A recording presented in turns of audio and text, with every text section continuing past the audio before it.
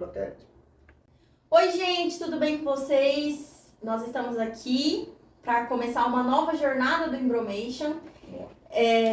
E aí, o que a gente decidiu fazer? A gente decidiu começar entrevistando e conversando com a nossa própria equipe, de 2 em 2, para facilitar o processo de edição.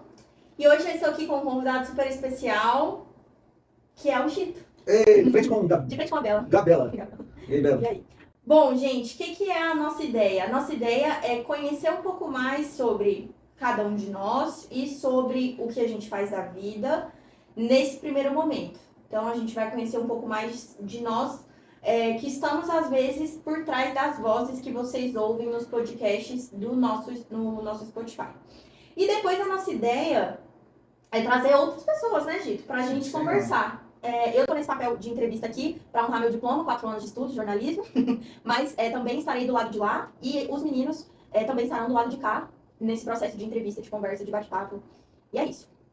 Demorou. Tem alguma coisa a acrescentar essa minha introdução? É isso. É isso. Tudo aqui é feito com muita leveza, sem muita produção. O nosso intuito não é ficar aquela mega produção, mega blaster, mas ao mesmo tempo a gente quer bater um papo com muita sinceridade e a gente quer conversar sobre diversos assuntos. A gente formula mais ou menos uma pauta antes, mas a surpresa é, o nosso convidado, a pessoa que está sendo entrevistada, não sabe antes as perguntas, embora possa saber um pouco do tema. Por quê? Pra gente, né, trazer uma coisa sincera, não ser nada muito programado. Pra ser muito honesta, os nossos episódios também que a gente gravava de áudio, eu, Gito e Rodo, a gente também fazia um pouco assim. A gente pensava, né, o tema master, mas a gente não a gente ia vendo que ia saindo na hora. Isso é interessante, é o que a gente quer fazer hoje. Bom, pra começar, eu queria que a gente descobrisse um pouco, deixa eu pôr nas minhas perguntas aqui, mas eu queria que a gente conversasse um pouco e descobrisse quem é o Rogers. Por quê? Vocês conhecem o Gito, muitas vezes. O Gito se apresenta como Gito. Mas o Gito é essa figura pública, é esse pastor, é esse ativista social, é esse missionário. Eu queria saber quem é o Rogers. Rogers Marlon Wendel. Para começar. O Rogers é um menino nascido em São Paulo, no bairro do Cambuci, palmeirense, que gosta de comida mineira, que cresceu numa cidadezinha do interior de São Paulo chamada Cordeirópolis. Então ele é um misto de urbano com roceiro, porque ficava muito perto da capital, mas também ficava no interiorzinho, uma cidade que nasceu e cresceu em torno de uma fazenda chamada Ibicaba, onde havia muitos escravizados. Essa fazenda recebeu visita do Dom Pedro II, era uma fazenda muito histórica. E depois teve a mão de obra dos escravizados, né? Foi trocada pelos alemães e depois pelos italianos. Então, lá onde eu cresci é uma cidade de colonos, religiosa, preconceituosa, conservadora, uma região muito rica do estado de São Paulo. Eu sou fruto disso também, né? Dessa loucura da colonização, da escravização, do privilégio.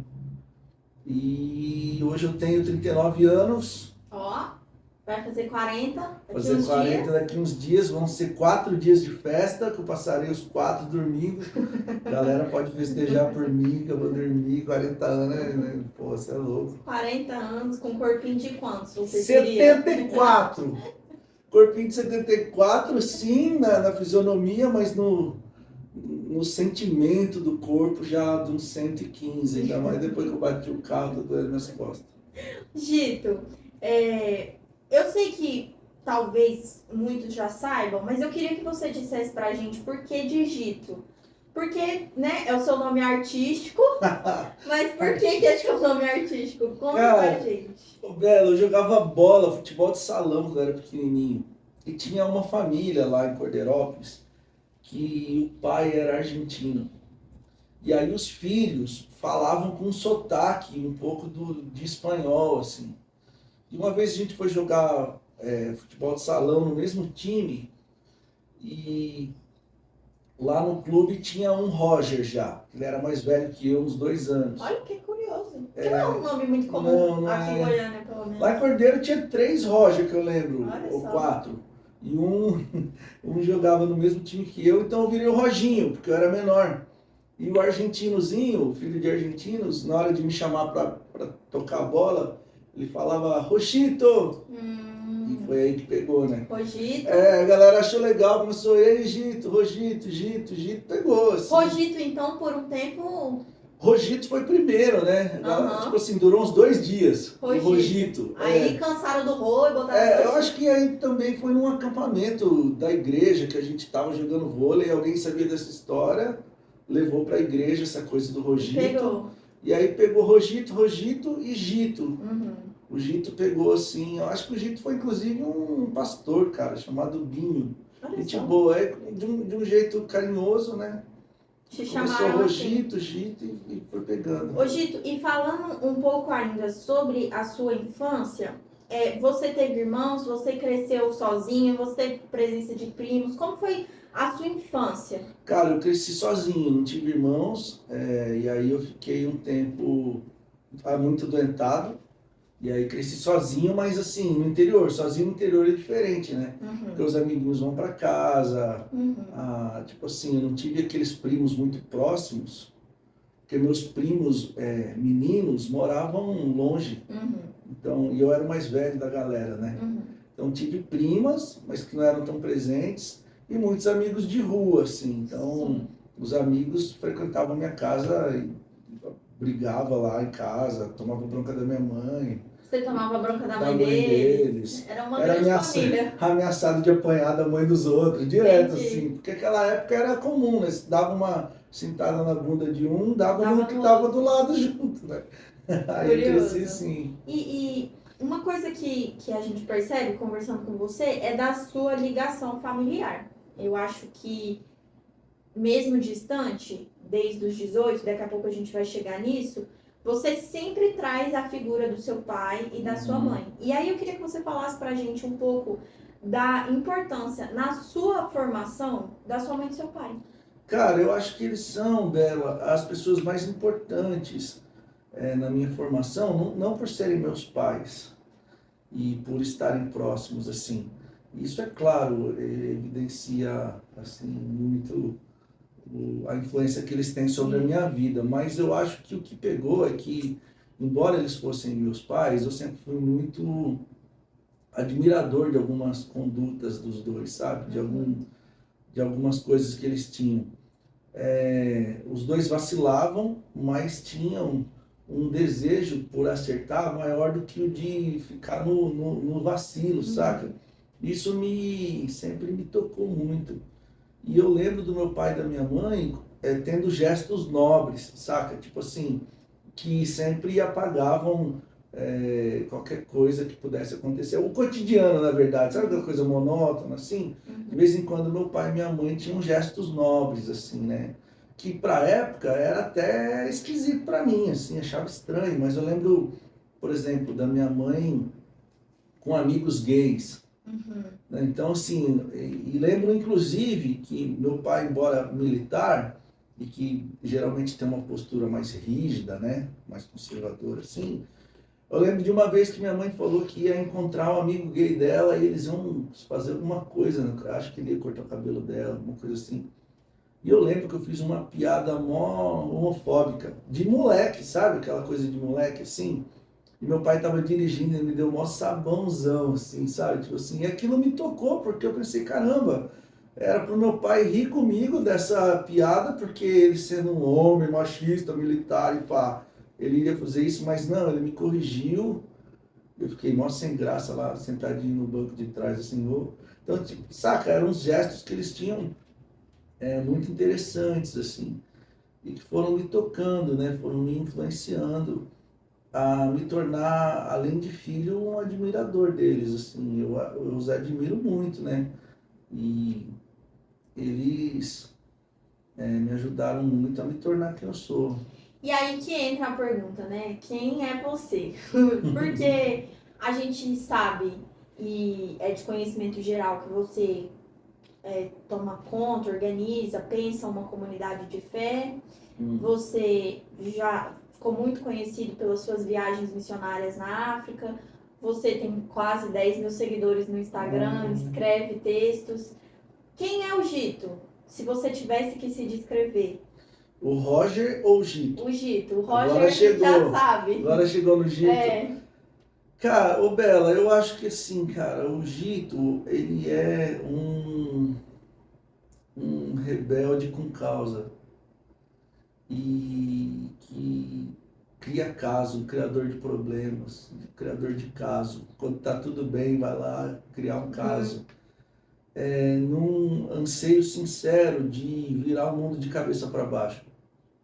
Porque o mundo, do jeito que tá todo mundo achando que tá legal, é um mundo que mata muita gente de fome, coloca Injustiça, coloca metade da indiferença. população da Terra num lugar de escravidão ainda nos dias de hoje. Então é preciso chacoalhar esse mundo, virar ele de pernas para o ar, entende? E eu acho que algumas pessoas precisam se colocar assim. E eu não sou a pessoa perfeita para fazer isso, mas eu sou enjoado, assim, chato. Disposto. Mano, eu quero de alguma forma andar na contramão dessa loucura e acho que por causa disso, quem anda na contramão sempre tromba, né? E é nesse sentido que eu queria saber, quando foi que você teve essa virada de chave? Porque você contou pra gente no começo que você é de uma tradição europeia, né? A sua família Sim. italiana, alemã, Uhum. você tem pais, uma família estruturada, digamos Uhum. assim, interior de São Paulo, então é alguém que teve condições interessantes na vida, não tô falando que é rico, Uhum, mas sim. assim, que não passou dificuldade como alguém que não tivesse oportunidades.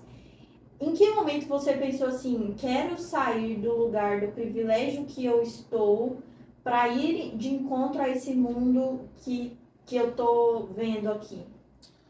Ô Bela, eu já me peguei pensando nisso, sabe? Tipo assim, eu acho que o que acontece comigo é que eu devo ter uma sensibilidade em relação a algumas pessoas ou algumas questões sociais, assim. E aí que eu aprendi muito errando, né? Então, assim, eu aprendi muito, obrigado, aprendi muito vacilando e sendo eu a pessoa a causar a dor ou estar confortável no meu privilégio, né? E aí a vida foi me dando a oportunidade de ter contato com pessoas que vinham de um outro lugar. Uhum. E com elas eu também fui aprendendo. Acho que é nesse sentido que eu acho que a sensibilidade ajudou, porque aí eu fui querendo, assim, ler a alma dessas pessoas, saca? E aí isso foi me influenciando de um modo a querer me colocar do lado delas, embora eu não fosse exatamente uma delas, mas eu quis me tornar. Certo. E hoje eu acho que eu sou. Acho que eu cheguei no lugar do rebaixamento, assim, né? Consegui chegar lá. Ou me elevei à altura delas, né? E assim, eu lembro de alguns momentos, por exemplo, quando eu estive no sertão, lembro que foi a primeira vez que eu me dei conta da miséria do sertão brasileiro, assim. Eu lembro de uma senhorinha da Assembleia de Deus que chegava mais cedo para limpar a igrejinha, né? E aí eu perguntava, que legal, a senhora está aqui limpando a igreja, eles te pagam quanto? E ela falou, não paga nada, eu venho porque eu quero servir, né? Eu falava, caramba, e a senhora vem de onde, né? Vem de um monte de quilômetros, assim. E nessas conversas com ela, a senhora vive como? Eu vivo plantando, planto mandioca, né? Aipim para ela. E macaxeira, aliás. E aí ela falou a época quanto ela recebia, era uma coisa assim, tipo, tentando trazer para os dias de hoje, tipo assim, R$100 por mês. E aquilo me tocou, porque era o que eu tinha na carteira. Uhum. Falei, caralho, mano, o nego vive com isso. Né? Aí depois dessa experiência que eu lembro que me tocou muito. Você tinha 18 anos. 18 anos. 18 anos. Aí com 19 anos eu fui morar na Cracolândia. Fui ser voluntário numa organização que existe lá, que cuida de pessoas em situação de rua, vulnerabilidade, né? E tive o privilégio de morar numa casa com pessoas que tinham vindo da Cracolândia, né? Uhum. Então, assim, me irmanei dessa galera. E ali, cara, ali acho que foi a virada de chave total, assim, pra minha vida. Porque eu fui vendo coisas que até então eu não tinha visto, ou se tinha visto, era uma coisa de vitrine, assim, nunca tinha tocado, né? Uhum. Então, mulheres trans, cara que viveu 20 anos nas ruas, no álcool, depois foi pra pedra, cara que tinha ido, Vícios, né? cara que tinha ido pro crime, saiu do crime. E aí você vai trocando ideia com essa galera, deixa de ser uma história, passa a ser um amigo, né? Uhum. É um amigo com uma história. E aí uma história que você fala, mano, os caras não quis ser isso, não quis ser bandido. Não teve outra alternativa, né? Por conta da desigualdade social. E aí com isso eu fui tentando enxergar por trás do que dá para ver, né? Tentar olhar para história, para alma, para o contexto. Então, a gente sai, então, a história, a linha.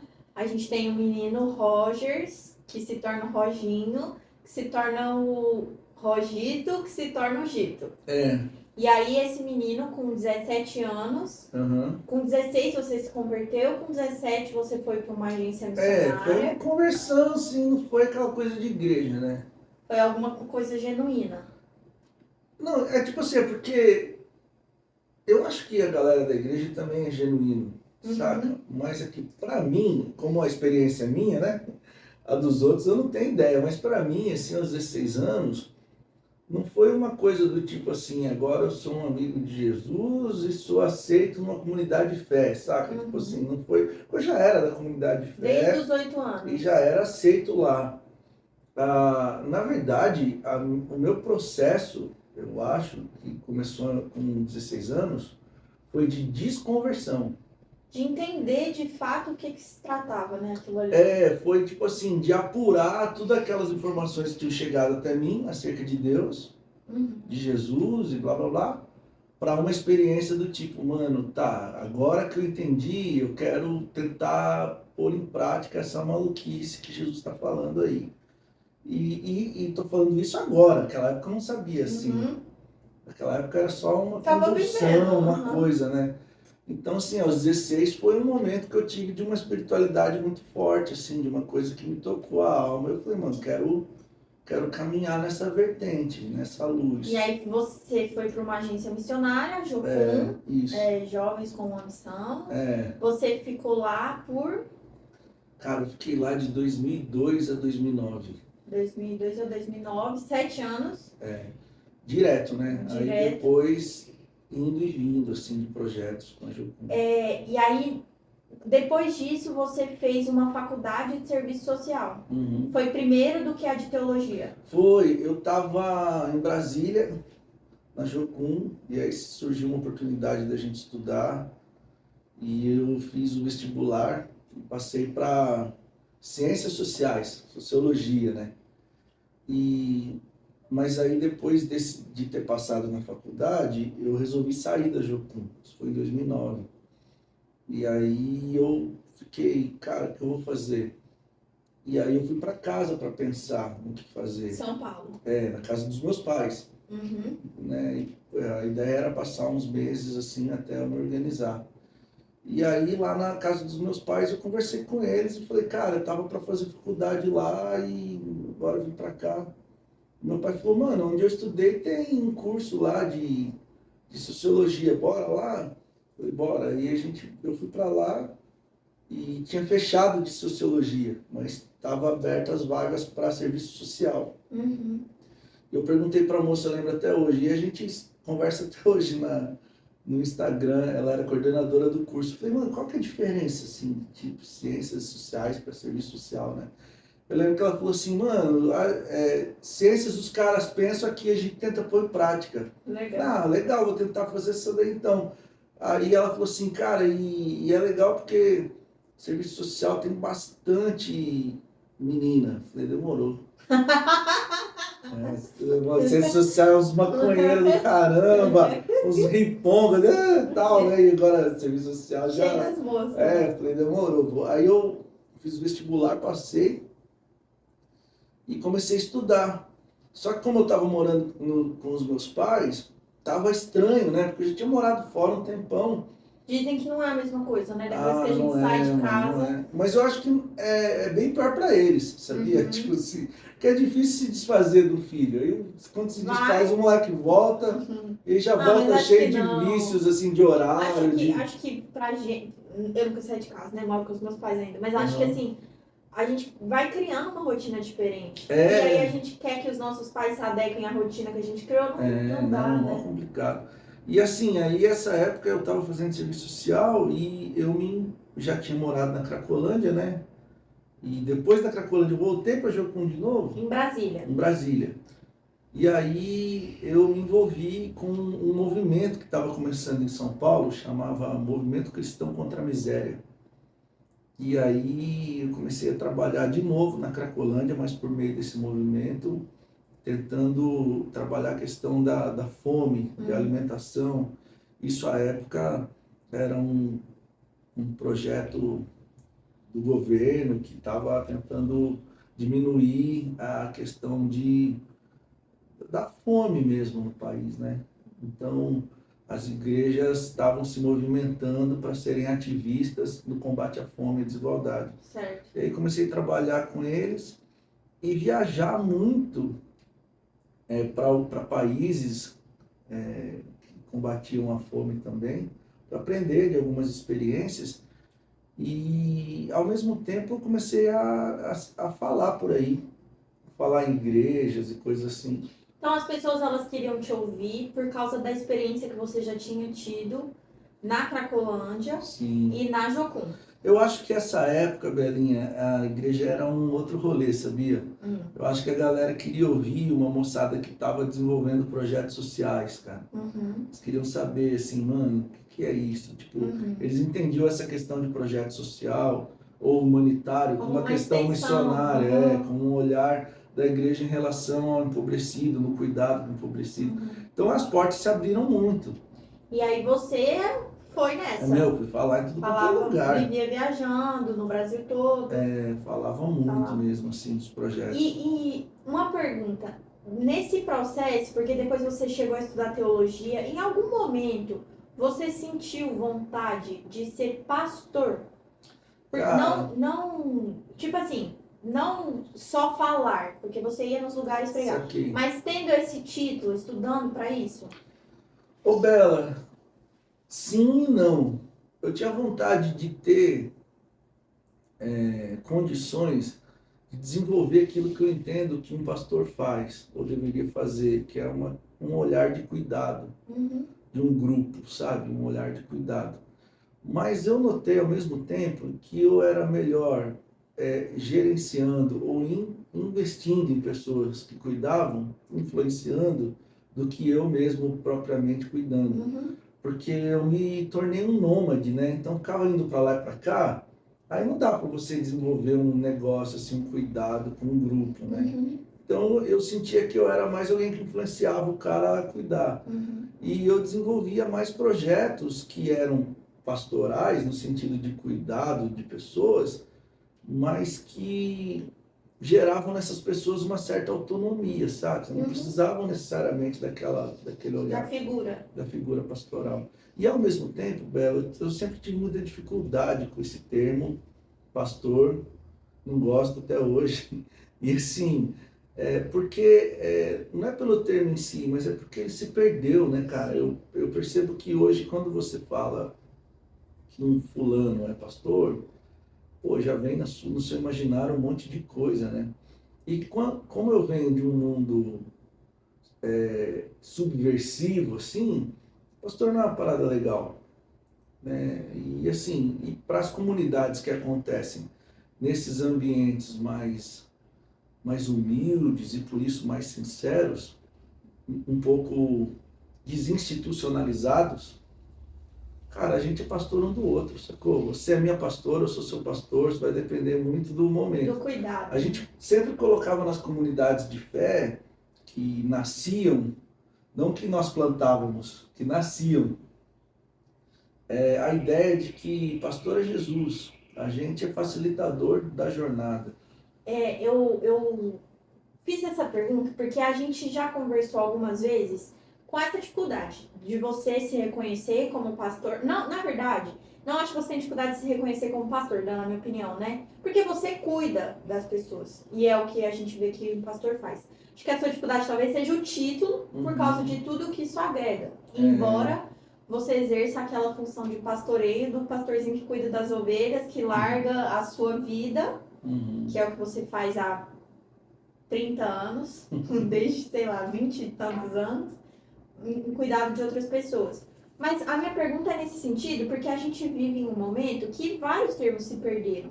A gente faz parte de uma comunidade que a gente teve muito tempo de dificuldade de chamar igreja, porque é um nome que, assim como o pastor remete coisas ruins para você, a igreja remete coisas ruins para muita gente. Sim. Embora o que a gente esteja fazendo seja uma igreja, Claro. Estamos vivendo como igreja.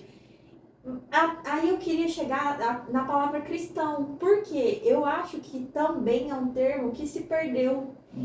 E a gente estava junto numa vez, numa conversa que uma pessoa muito querida pra gente falou sobre ser jesuânico. E aí eu queria que você falasse sobre essa questão dos termos, do pastor que se perdeu, da igreja que se perdeu, do cristão que se perdeu. Como a gente lida com isso tudo? O que a gente é? Ô Belinha, você estava falando isso tudo, eu estava pensando em Jesus, porque a gente nunca viu Jesus, pelo menos a galera que escreveu sobre ele, a gente não via ele dando uma carteirada, né? Do tipo assim, ó, agora chegou o pastor Jesus aqui e que vai ter uma palavra para vocês, né? E um lugar especial por ser pastor, né? Ele se chamava ele mesmo de um filho do homem, eu acho engraçado, é uma expressão de Daniel, né? Não filho de Deus, filho do homem, né? Ou seja, da carne. Eu acho isso interessante. E quando Jesus vai lavar os pés dos discípulos, tem uma parada muito legal que ele fala assim, olha, vocês me chamam de mestre. E eu sou. E eu sou, cara. Mas não é porque eu faço questão de ser, eu quero ser chamado de mestre, ou que tenha a palavra mestre antes de Jesus. Eu sou porque eu sou, sacou? Mas assim, isso não é uma questão que me pega.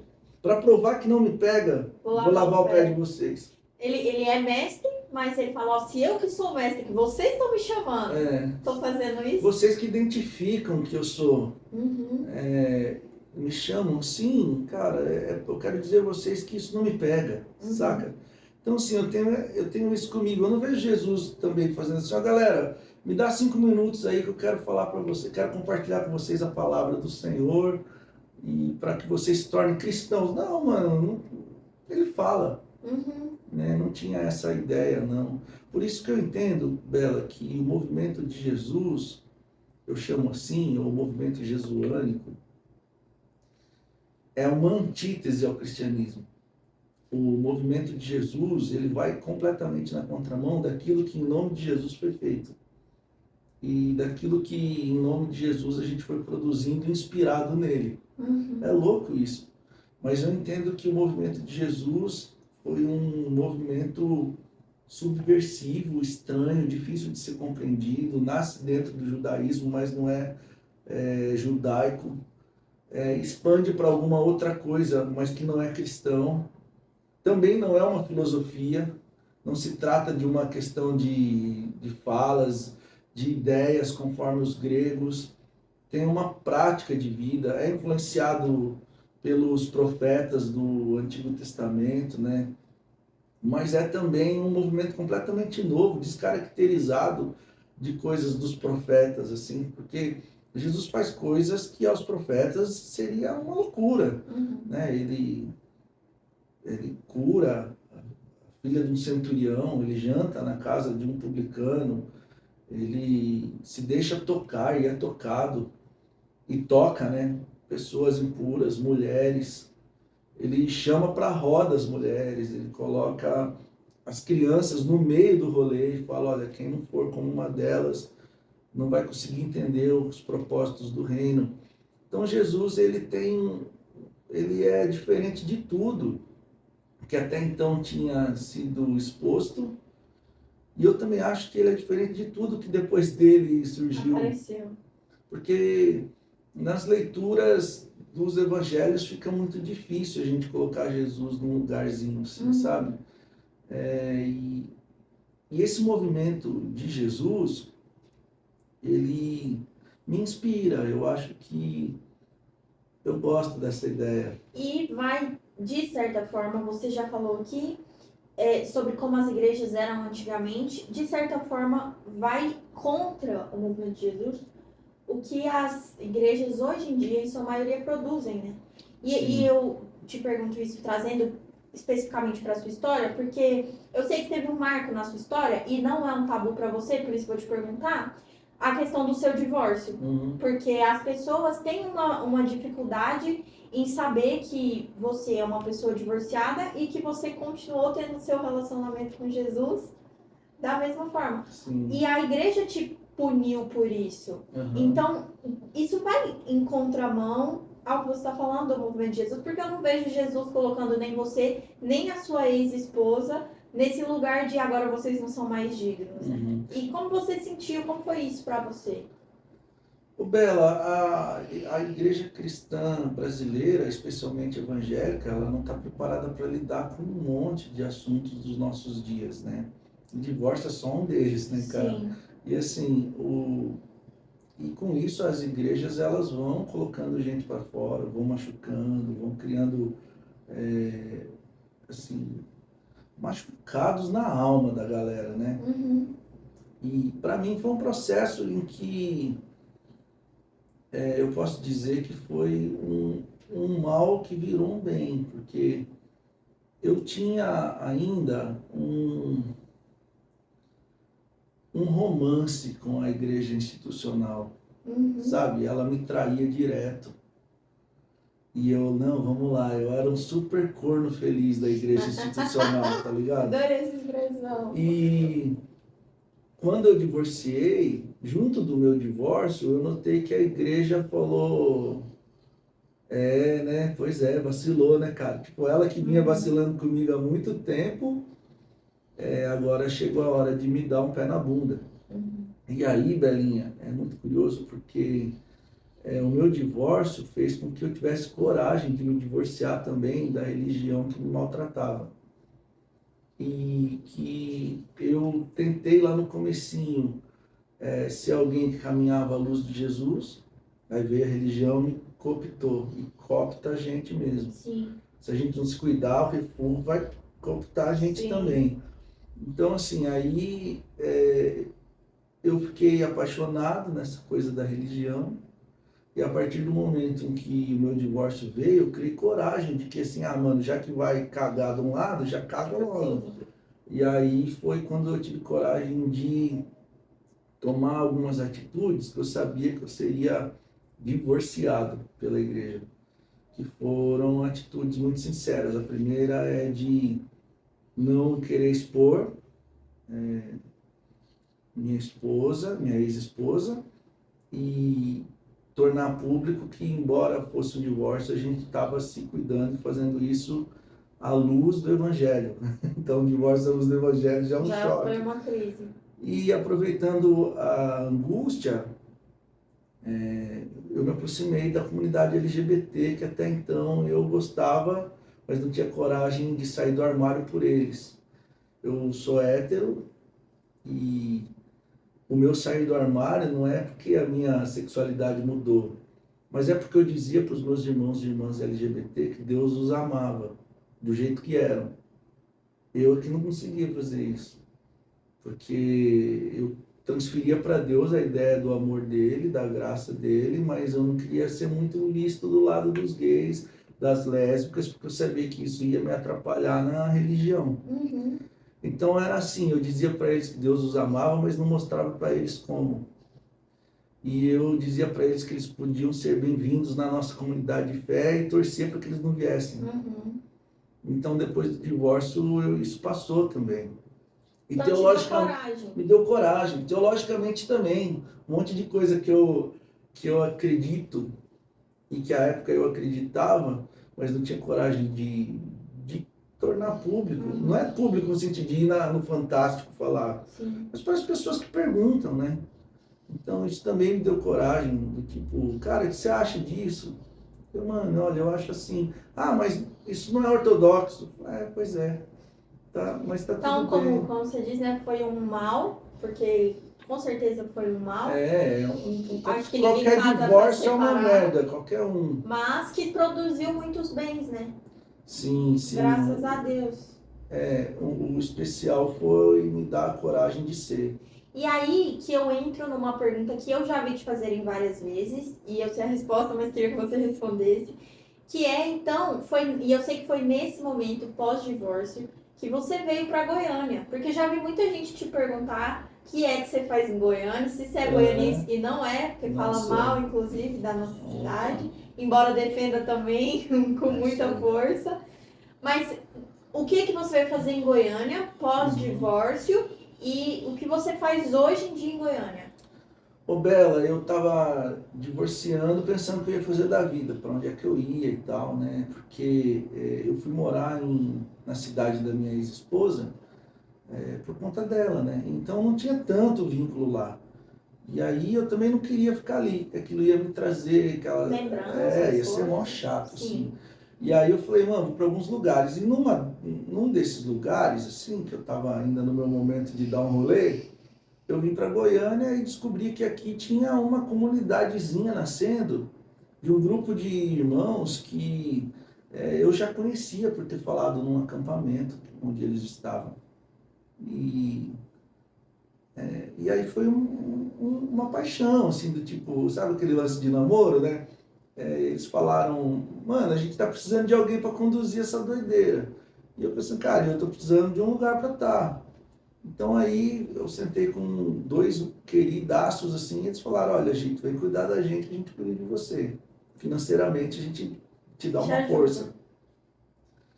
E aí eu lembro de falar com eles, mas cara, eu vou poder falar e fazer o que eu tô pensando? Ah, vai, pode fazer o que você quiser. E eu lembro deles falarem, mano, a gente não vai abandonar você. Que legal. Demorou então. E aí, tipo assim, aí eu topei vir pra cá, porque era a ideia de construir, essa palavra não é a palavra boa, de reunir uma galera que já estava desconectada desse universo religioso, mas que não consegue se desconectar de Jesus, cara.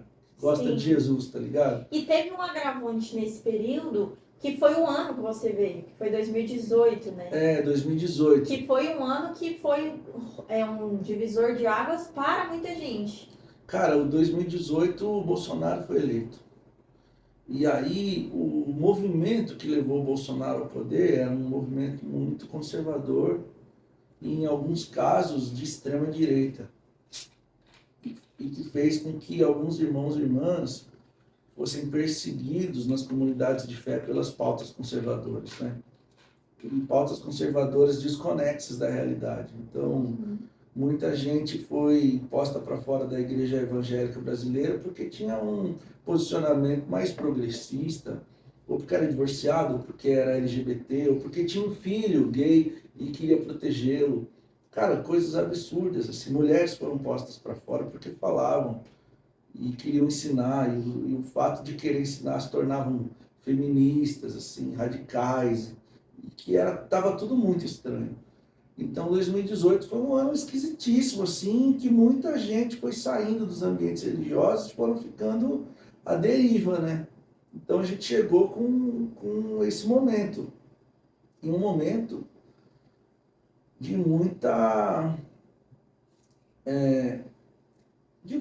briga ideológica, cara. Não é nem... Uma divisão, né? E é briga mesmo, assim, não é luta, não, é briga. Porque luta acho que o Sérgio Vaz diz isso, né? Briga tem hora para acabar, luta é por uma vida inteira. E era briga, coisa idiota, assim, né? Direita, esquerda, nada a ver. Foi uma divisão. E, mano, e aí a gente se colocava mais do lado de um grupo chamado progressista, né? E eu me colocava veementemente contra algumas pautas conservadoras, mano, foi tenebroso. Foi aí que se ainda tinha qualquer expectativa de você voltar o seu romance com a igreja após o seu divórcio com a igreja. Aí foi o seguinte, lá em 2018, no comecinho do ano, quando eu divorciei da igreja, nós estávamos assim, sem se falar, de biquinho um com o outro, mas quando o Bolsonaro foi eleito, a igreja chegou, bateu na porta da minha casa, deu 3 tiros no meu peito, tá ligado? Tipo assim, Acabou. morre, filha da Sem chance, puta, mais ou menos assim, nada. sem chance, velho. E assim, e também acho que foi o susto, né? Porque pós-divórcio eu já comecei já com, mano, é gay de um lado, não estrutura religiosa de outro, desinstitucionalização da coisa, né? Coisas que hoje a gente pode dar até risada, mas que a época ainda dava dor de cabeça, que era ceia para criança, ou eucaristia para criança, mulher que prega, gay que canta, né? Tipo assim, e era, mano, minhas tretas foram irmãos gays que cantaram no louvor, criança que tomou a ceia, e mulher que falou. Nossa, como você é... Nossa, absurdo isso. Ô, Gito, e então foi assim em 2018 que começou a sementinha do refúgio, né? A gente, acho que a gente se estabilizou, não digo estruturou, porque acho que a gente nunca se estruturou, mas a gente se estabilizou mais durante a pandemia, que a gente fez as coisas online. É que eu acho que também deu tempo pra gente organizar o que era aquilo, né? Entender o que estava rolando, porque, né? assim, Bela, eu acho que com a gente, o que rolou é que nós não tivemos um processo de plantação de igrejas. Foi surgindo, né? É a coisa natural. Porque quando você, mano, plantar uma coisa, outra coisa é a coisa, é a planta que brota. E, cara, eu acho que o que rolou com a gente é que brotou.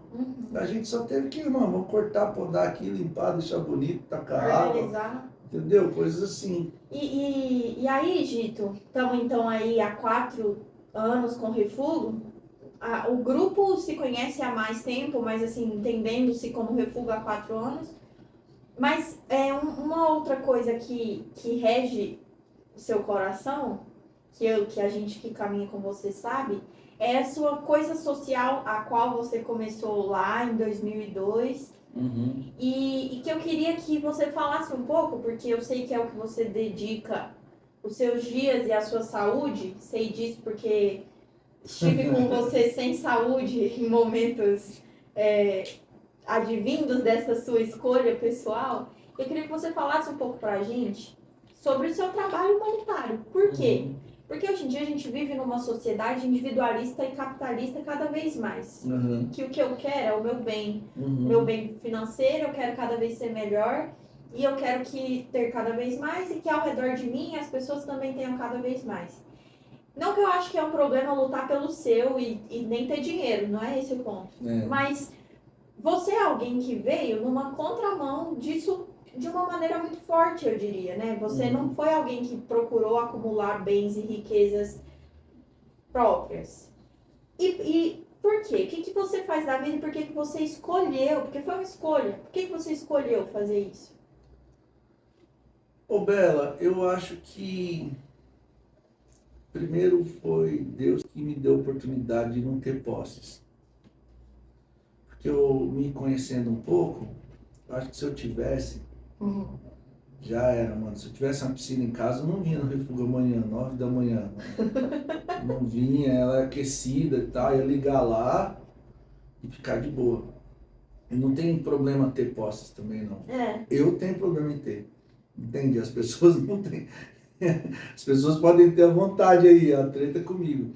Mas assim, eu acho com toda sinceridade que o que rolou também foi a minha leitura a respeito do Evangelho, sabe, Bela? Eu não consigo ser discípulo de um Deus que vira gente para viver entre nós, que habita primeiro na primeira morada dele, foi o ventre de Maria, né? E depois ele passa a aprender da vida na oficina de José, e ele caminha nas ruas empoeiradas da Galileia, da Palestina, que hoje está sofrendo tanto. Não faz sentido, na história de Jesus, uma ideia de que nós precisamos acumular bens, cara, acumular riquezas, porque parece que Jesus está dando sinais que não é nisso a parada. O sentido da vida está muito mais no desfrutar da vida, daquilo que é bom, não necessariamente as posses trazem aquilo que é bom, e as muitas posses, né? Porque a gente precisa ter pelo menos um pouquinho, né? Tô falando do cara que tem milhões. E assim, Bela, essa ideia de um Deus que vira a gente vai na contramão da ideia de um pastor que quer virar Deus, sacou? Que quer ser rico, que quer ter uma grana. Eu não consigo enxergar o evangelho nessa perspectiva de poder. Para mim, o evangelho é despoder, é renúncia, é caminhar na direção da partilha, na direção dos afetos, de você deixar a família encontrar outros irmãos, outras famílias, outras mães, outros pais. E para mim a ideia de Deus tem a ver com aquele ser que se sujeita, se submete e autoriza que a gente o encontre na pessoa do outro. Isso é uma coisa muito louca. Então, assim, há textos do Evangelho que nos dizem que quando a gente fizer a um irmãozinho, a gente está fazendo a Jesus. E há outros textos, como em João, por exemplo, que a gente, se a gente quiser ficar tentando falar para Deus que a gente o ama, mas não consegue desenvolver esse amor com as pessoas machucadas dessa terra, é uma hipocrisia sem fim. Então, para mim, o Evangelho tem que cair nesse lugar de serviço para o outro. Ele tem que cair nesse lugar de ir na direção do próximo. E como muito cedo eu comecei a vivenciar, pela graça de Deus, não porque eu queria na época, mas a vivenciar experiências assim, de ir na direção do outro, eu também me tornei um privilegiado, que hoje eu posso ficar indo na direção do outro, assim, né? Tem pessoas que trabalham para poder ir na direção do outro, sim, entende? E me bancam para poder ir na direção do outro. E elas estão indo na direção do outro também, porque quando elas investem para eu ir, elas estão investindo para que a gente vá juntos. De novo, pontuando que a gente não está criticando as pessoas que têm, até porque a gente só consegue ser e fazer o que faz porque tem que ir em vista, né? Com certeza. A parada não é ter, Belinha. A parada é quanto amor a gente coloca naquilo que tem. Entende? Se o meu micro-ondas vale mais que o meu irmão, se o meu carro não pisa gente pobre, se na minha casa ela não serve de amparo para quem perdeu tudo na chuva, porra, eu gosto mais das coisas do que das pessoas, né? Então o problema não é ter as coisas, o problema é saber repartir. Você sabe que na igreja de Atos tem uma coisa que rolava que eu acho muito legal.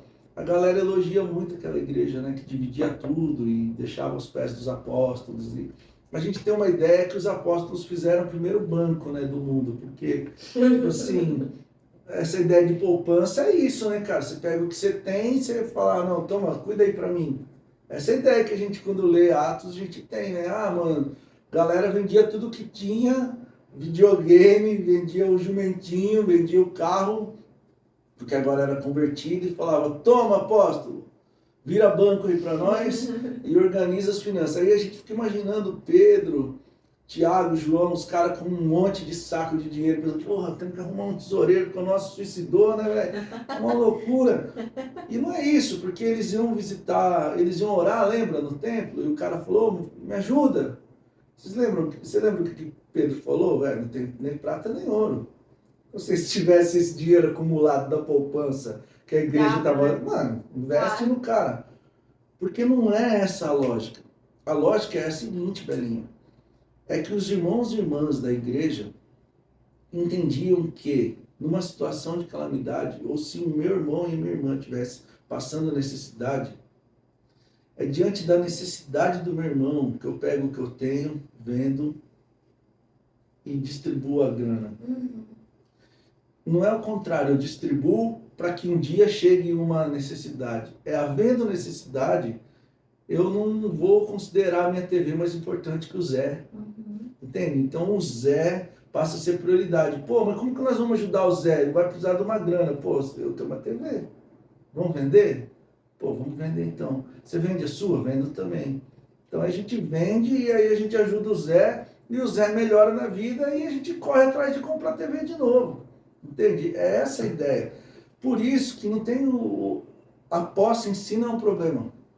O problema é essa posse que possui, né? Se você ficar preso nessa coisa. Conheço um monte de gente que tem grana e dá dinheiro pra cacete, Bela. Investe em muita gente, desenvolve muita coisa. E aí a nossa torcida é para que eles tenham sempre mais, porque a gente que não se prendeu à grana em si, né? Que legal. Então, para a gente concluir, caminhar para o final do nosso papo, a gente então conheceu o Gito Rogers, filho da dona Neuzi, de seu Antônio, que foi para Jucum logo cedo, depois estudou serviço social, Isso. depois formou em teologia, se tornou pastor de uma comunidade, também é pastoreado nessa comunidade, se tornou alguém divorciado da religião. Ó, não só da religião, né? divorciado da religião, se tornou alguém que caminha em direção ao outro, presidente de uma ONG, de uma associação, que é a Religar. Uhum. E que mais você gostaria de deixar? Eu sei uma frase sua, Qual? que é alguém que tem um caso de amor com a vida. Gosto de viver. Gosta de viver. Acho que a vida é uma maravilha, apesar dos percalços, né? Um presente de Deus e... Eu queria fazer uma pergunta para talvez uma das últimas. Porque você é alguém, além de tudo isso que eu disse, é alguém que escreve muito bem. E é alguém que publica textos, tem 2 livros publicados. Da onde você... Tipo assim, o que fez você pensar assim, nossa, eu vou investir nisso, vou escrever? Tirando o fato de que você lê pra caramba, né? A gente tem uma biblioteca em casa, é alguém que lê.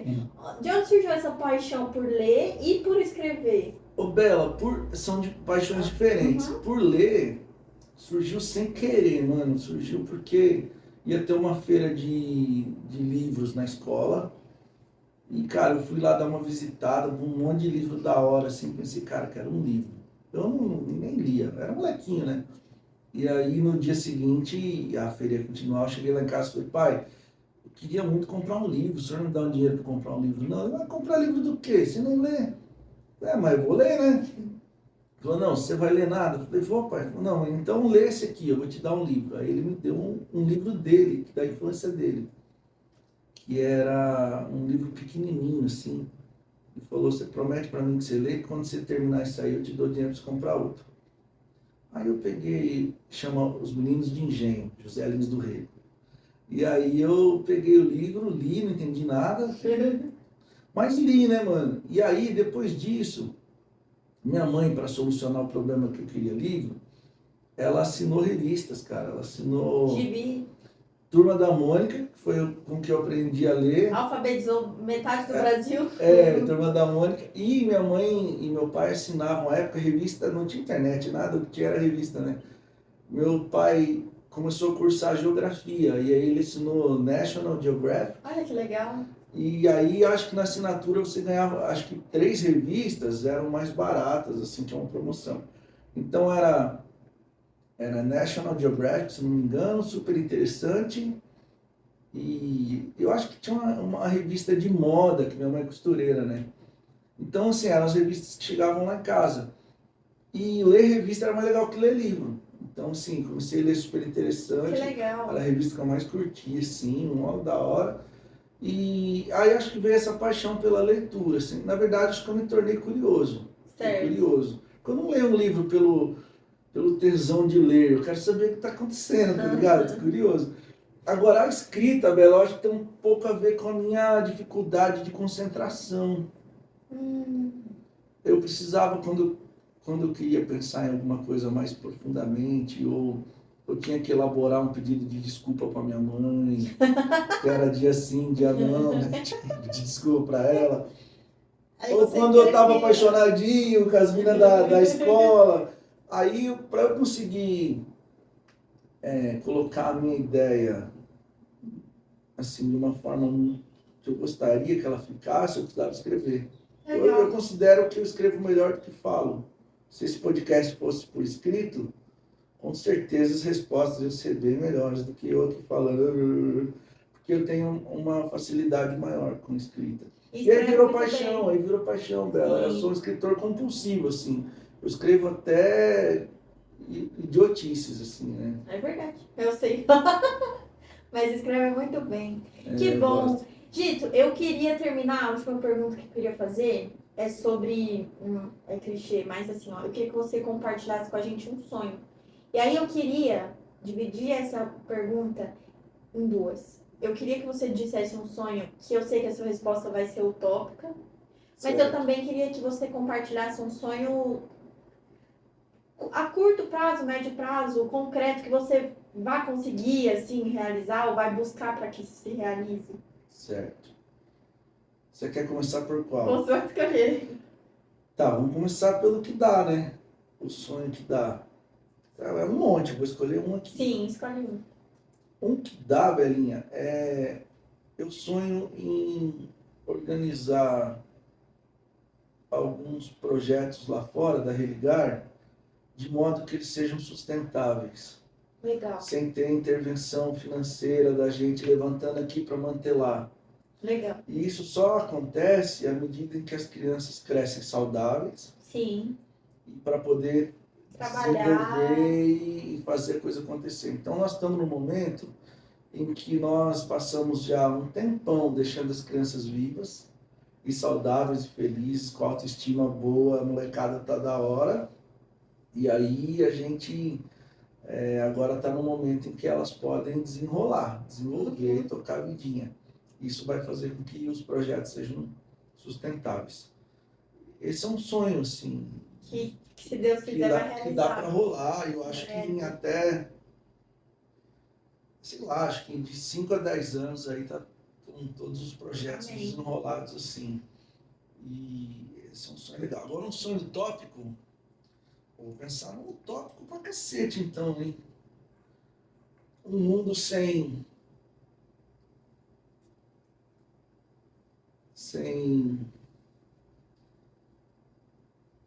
poderosos, maltratando pessoas, sem fronteiras, sem pedágios. A gente pode ir e vir. E que todo mundo tenha pelo menos um pouco de feijão e arroz no prato. Todo mundo. Né? Alguns têm pizza e outros não têm nada. Todo mundo tem pelo menos um pouquinho de coisa. Isso é um sonho utópico, assim. Acho que é o sonho dos profetas, né? Sonho de Isaías. Legal. Sonho que as enxadas, aliás, que as espadas virem inchadas.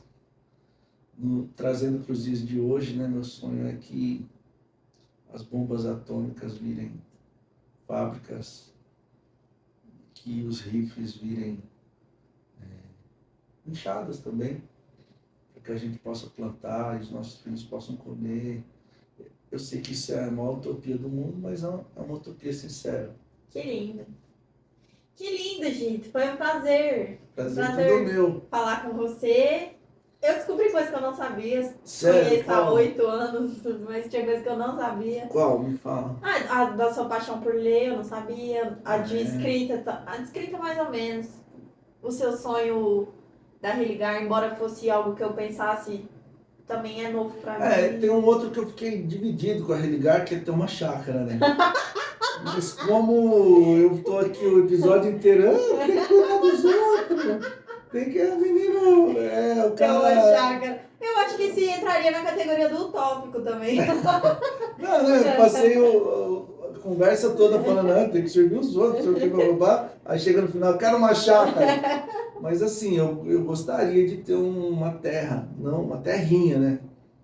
Com árvore, um rio, sei lá, uma água. Pode ser uma água que seja. Uma piscina, tá bom? Uma piscina. Caixa d'água. Mas um mato para eu ver passarinho, para bicho ir lá me visitar, para eu tocar umas violas, para eu tomar uma cachaçinha, para eu fazer um rango, para eu receber os amigos, para eu pintar um paieiro, sabe? Ficar ali quieto ouvindo música. Legal. Legal, gente. Esse então foi o nosso primeiro episódio nessa nova versão. Não sei, gente, tem 3 câmeras aqui, porque eu falei que a gente não era chique, mas assim, pelo menos a gente tem 3 câmeras. É o novo episódio dessa nossa nova versão do Embromation. E a ideia é a gente trocar ideia, conversar e abrir o coração, compartilhar. E que bom ter vocês aqui todo esse tempo. Você que ficou aqui 1 hora ouvindo a gente. Que bom, obrigada. Obrigada por confiarem no nosso trabalho, no que a gente faz, por investirem na gente.